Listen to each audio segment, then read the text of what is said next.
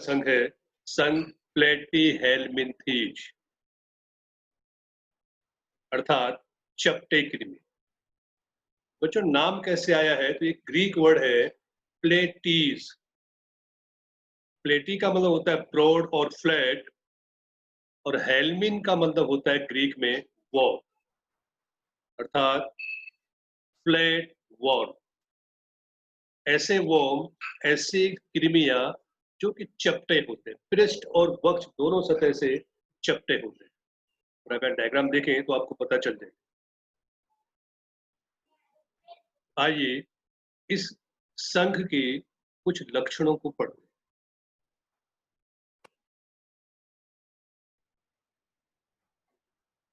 बच्चों इस संघ के प्राणी पृष्ठाधार रूप से चपटे होते हैं। आपको बता दें पृष्ठ और अधर दोनों सतह से चपटे होते हैं, इसलिए इन्हें चपटे कृमि कहते हैं। अधिकांश इस संघ के अधिकांश प्राणी मनुष्य और अन्य प्राणियों में अंतः परोपजीवी के रूप में रहते हैं। मनुष्य और दूसरे प्राणियों के शरीर में अंतः परोपजीवी के रूप में पाए जाते हैं। चपटे कृमि बच्चों द्विपार्श्व सममित, अर्थात आपको बताया था, समिति बताई थी, इनके शरीर को अगर आप लंबवत रूप से दो भागों में बीचों बीच एक काट लगाए तो दो भागों में बढ़ जाएगा, लेकिन अगर आप इस तरह से काट लगाए तो दो भागों में नहीं बढ़ेगा। द्विपार्श्व सममित है।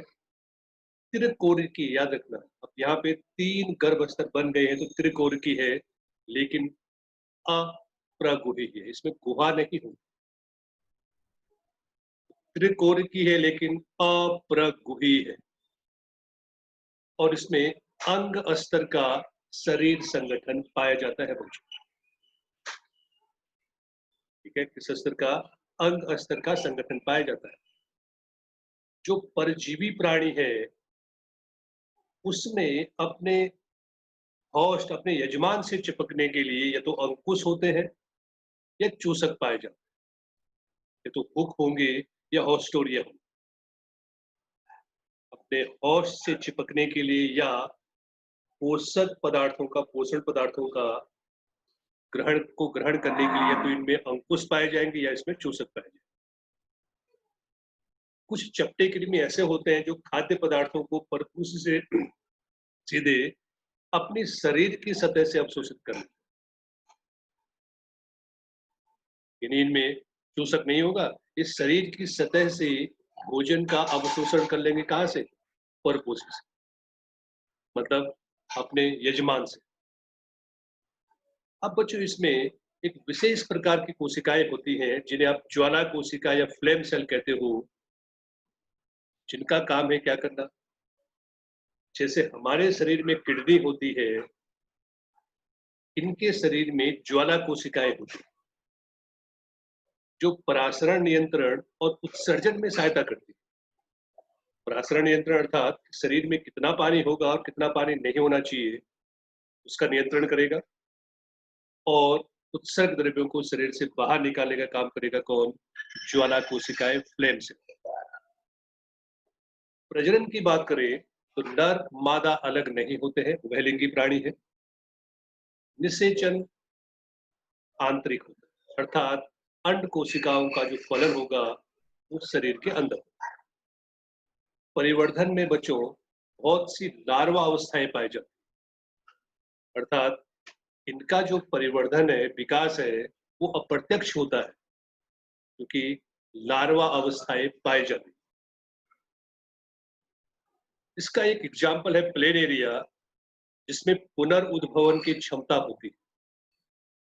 अर्थात प्लेनेरिया के अगर आपने 2 टुकड़े कर लिए तो बच्चों ये दोनों टुकड़े नए प्राणी के रूप में विकसित हो जाएंगे, इसे कहते हैं पुनर्उद्भवन, रीजेनरेशन पावर।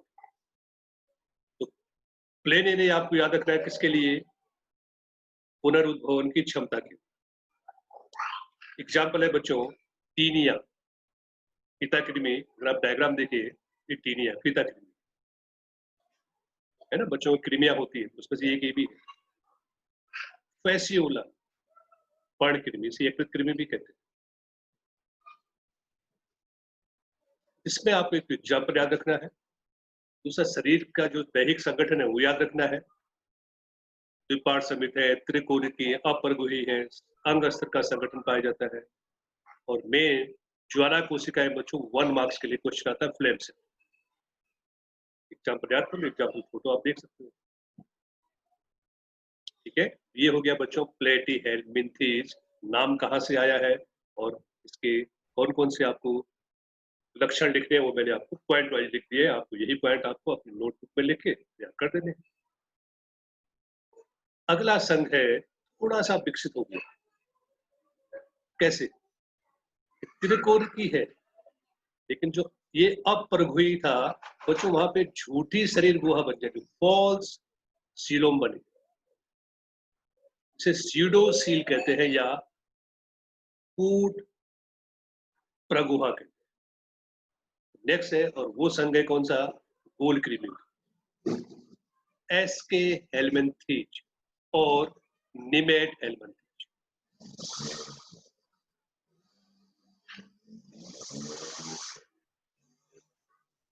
जो अगला संघ है, अभी हमने पीछे संघ पढ़ा था प्लेटी हेलमेंथीज, चपटे कृमि, अब है गोल कृमि। एसके हेलमेंथीज का बच्चों दूसरा नाम है निमेट हेलमेंथीज। निमेट भी एक ग्रीक वर्ड से आया है, नीमा मतलब होता है थ्रेड, धागा, और हेलमिन आपको पता चल गया, हेलमिन मतलब वॉर, तो थ्रेड लाइक वॉर, धागे जैसे प्राणी।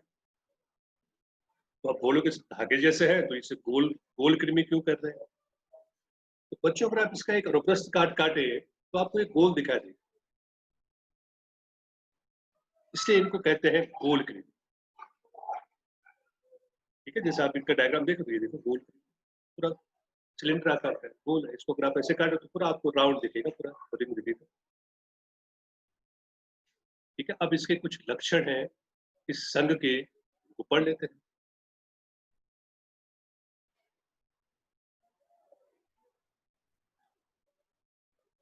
एस्के हेलमंथीज अथवा निमेट हेलमंथीज संघ के प्राणी अनुप्रस्थ काट में गोल दिखाई देते, गोलाकार होते हैं, इसलिए इन्हें गोल कृमि कहते हैं बच्चों। ये मुक्त जीवी, जलीय, स्थलीय तथा पौधों और प्राणियों में बच्चों परजीवी के रूप में पाए जाते हैं। वे मुक्त जीवी भी हो सकते हैं, जलीय भी हो सकते हैं, स्थलीय भी हो सकते हैं, और प्राणियों और पौधों में परजीवी के रूप में पाए जाते हैं। द्विपार्श्व समित, उसकी तरह चपटे कृमि की तरह, त्रिकोण की उसी की तरह, लेकिन उसकी तरह इसमें अप्रगुहा नहीं, इसमें कूट प्रगुहा, कूट प्रगुही प्राणी होते हैं। इनका शरीर भी, शरीर संगठन भी अंग तंत्र स्तर का होता है। आहार नाल पूर्ण होती है बच्चों, उसमें आहार नाल अपूर्ण, एक ही सिरे पर खुले होती है, वही मुख द्वार और वही मल द्वार के रूप में काम करता है, लेकिन इसमें आहार नाल पूर्ण है। एक आहार नाल के एक सिरे पर मुख होगा तो दूसरे सिरे पर मल द्वार। आहार नाल पूर्ण है जिसमें सुविकसित पेशीय ग्रसनी पाई जाती है। उत्सर्जन नाल शरीर से अपशिष्ट पदार्थों को उत्सर्जन रंध्रों के द्वारा बच्चों क्या करता है, बाहर निकाल। वहां पे क्या था, ज्वाला कोशिका, यहाँ पे उत्सर्जन नाल है। वहां प्रजनन में क्या था, उभयलिंगी था, चपटे कृमि।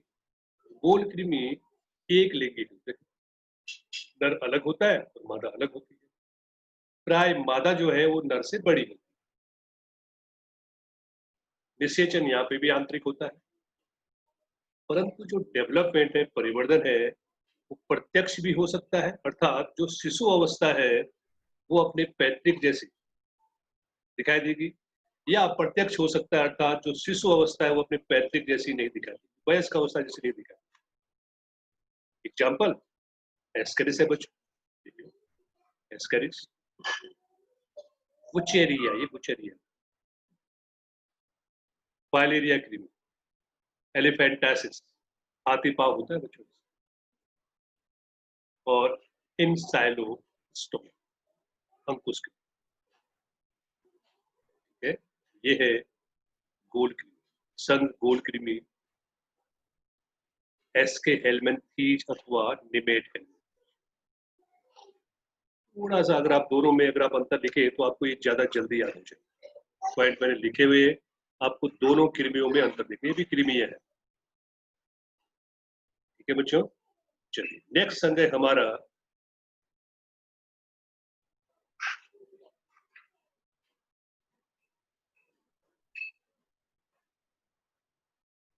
एनेलिडा, रूपपूरक। अब एनेलिडा बच्चों ये नाम क्यों पड़ा?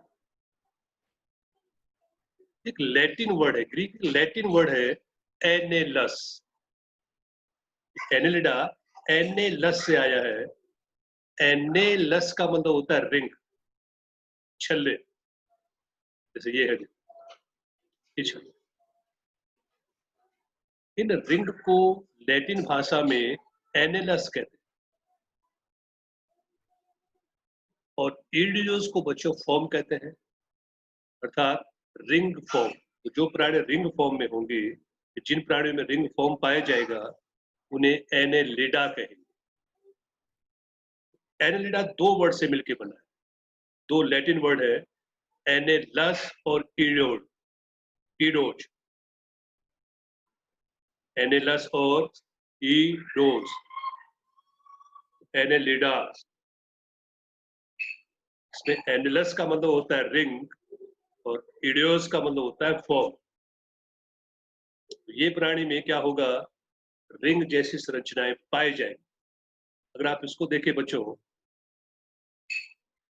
ये है केचुआ, अर्थवॉर्म।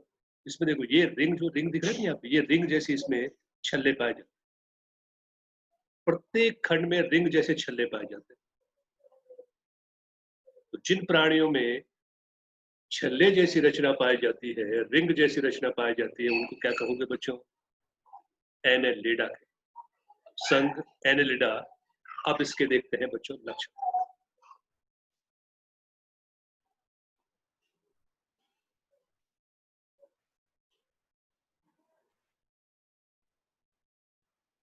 ये प्राणी जलीय, लवणीय और अलवणीय दोनों प्रकार के जल में पाए जाएंगे।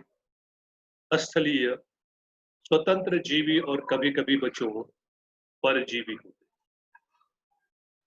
ठीक है। अगर जलीय होंगे तो लवणीय अलवणीय दोनों में, अथवा स्थलीय हो सकते हैं, अथवा कभी कभी क्या होंगे, परजीवी। अंग तंत्र स्तर का संगठन पाया जाएगा। द्विपार्श्व सममित, ये भी सेम ही आ रहा है। त्रिकोण की है, ठीक है, त्रिकोण की है। और खंड, शरीर जो है बच्चों खंडित है। मेन पॉइंट, शरीर खंडित है और गुहा पाई जाएगी शरीर में। तो गुही प्राणी है। गोल कृमि कैसे थे? कूट गुही थे। चपटे कृमि अगुही थे, लेकिन ये कैसे, ये गुही है। शरीर खंडित है, खंडों में बटा हुआ है। इनका शरीर स्पष्ट है, खंडों अथवा विखंडों में बटा होता है। इसलिए आपको नाम पड़ गया कि हर खंड में छल्ले पाए जाते हैं, इसलिए इसे एनेलिडा कहते हैं। इन प्राणियों की अगर त्वचा देखें बच्चों, तो इनमें अनुदैर्ध्य और वृत्ताकार दो प्रकार की मसल्स, दो प्रकार की पेशियां पाई जाती हैं। और ये मसल्स जहां जहां एक साथ होती हैं, वहां ये हलन चलन करती हैं। जहां जहां ये पेशियां एक साथ होगी बच्चों, ये सिकुड़ सकती है, फैल सकती है, सिकुड़ सकती है, फैल सकती है। ये जो अगर आप देखें तो ऐसे चलता है। क्यों? क्योंकि त्वचा में क्या है, अनुदैर्ध्य और वृत्ताकार पेशियां साथ साथ पाई जाती हैं, चलन में सहायता करती है। जलीय एनिलिडा जैसे नेरिस में, अगर आप नेरिस का डायग्राम देखें बच्चों, ये नेरिस,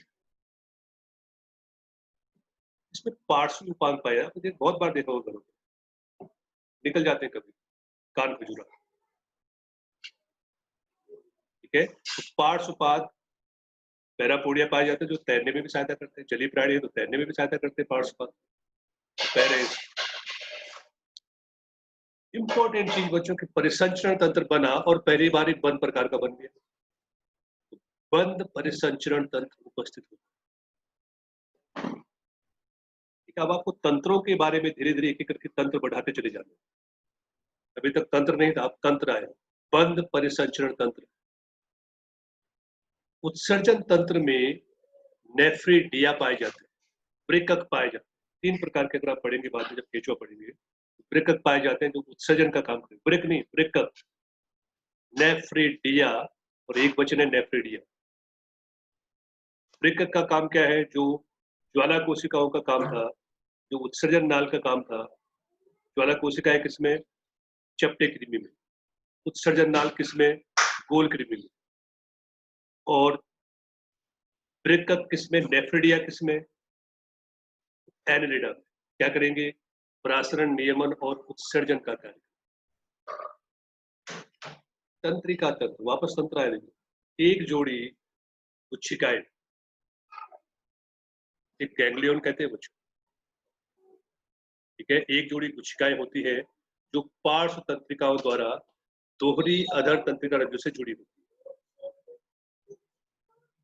एक जोड़ी कोशिकाएं है जो पार्श्व तंत्रिकाओं के द्वारा दोहरी अधर तंत्रिका रज्जु से जुड़ी होती है। ठीक है, तो तंत्रिका तंत्र पाया जाता है जो किसका बना होता है? कुछ तंत्रिका कोशिकाओं का बना होता है। नेरिस एक जलीय एनिलिडा जिसमें नर और मादा अलग अलग होते हैं, जैसे ये है बच्चों। लेकिन केचुआ और जोंक नर और मादा अलग अलग नहीं, ये उभयलिंगासन, उभयलिंगी है। जैसे ये जोंक देखो, जोंक देखा होगा आपने, ये डायग्राम मैंने दिया हुआ है। और एक केचुआ, ये दोनों क्या है? उभयलिंगी है। जबकि नेरिस कैसा है? एक लिंगी। ठीक है, जनन प्रजनन जो है वो लैंगिक पद्धति के द्वारा होगा। एग्जाम्पल बच्चों, ये तीनों एग्जाम्पल याद कर लो। नेरिस है, पेरेटिमा मतलब केचुआ है, इरियोडिनेरिया मतलब जोंक है। ठीक है, आज आपको 3 संघ बच्चों आपको याद करने हैं। अंतर आपको लिखना है चपटे कृमि और गोल कृमि में। और ये बच्चों, ये इवोल्यूशन है। जो चीज चपटे कृमि में नहीं थी वो गोल कृमि में आ गई, जो गोल कृमि में नहीं थी वो एनलिडा में आएगी। और धीरे धीरे क्या होता जाएगा? विकसित होते चले जाएगा, अधिक जटिल होते चले जाएगा। तो सरलता से जटिलता की ओर हम जा रहे हैं, और यही है इवोल्यूशन, यही है उद्विकास। ठीक है।